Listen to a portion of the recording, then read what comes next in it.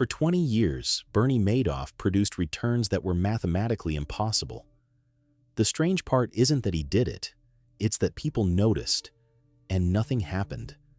Madoff's fund reported 1 to 2% gains nearly every month. Up markets, down markets, recessions, crises. The line on the chart didn't waver. Real markets don't behave that way. Real strategies have losing months.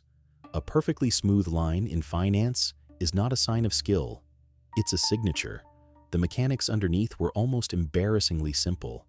Madoff claimed to run a complex option strategy. He didn't run any strategy at all. New investor money came in. Old investor withdrawals went out.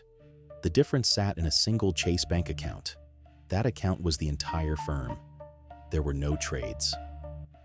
The 17th floor team fabricated statements after the fact, picking historical prices that produced the desired return. This is the structural definition of a Ponzi scheme. Returns are not earned. They are paid from the next investor's deposit. The system works as long as deposits exceed withdrawals. The moment that ratio inverts, the structure dissolves in days. A Boston analyst named Markopolos spent 8 years trying to alert regulators. He laid it out in a memo titled, quite literally, "The world's largest hedge fund is a fraud." He sent it to the SEC in 2000, then again in 2001, 2005, 2007, 2008, 5 separate submissions, increasingly specific, increasingly correct. The SEC opened multiple examinations. They never verified Madoff's trades with the clearinghouse. One phone call would have ended it. Examiners later admitted they didn't fully understand the strategy they were supposedly auditing. Madoff was a former NASDAQ chairman. The deference was institutional. Feeder funds compounded the failure.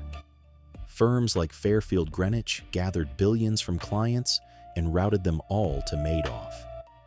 They charged fees for diligence they never performed.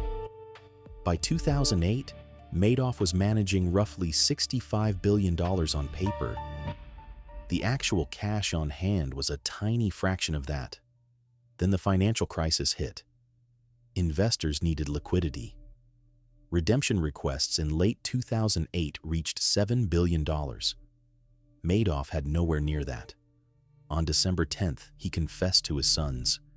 They reported him that night.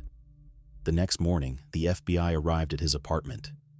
The court eventually traced $64.8 billion of phantom value across 4,800 client accounts.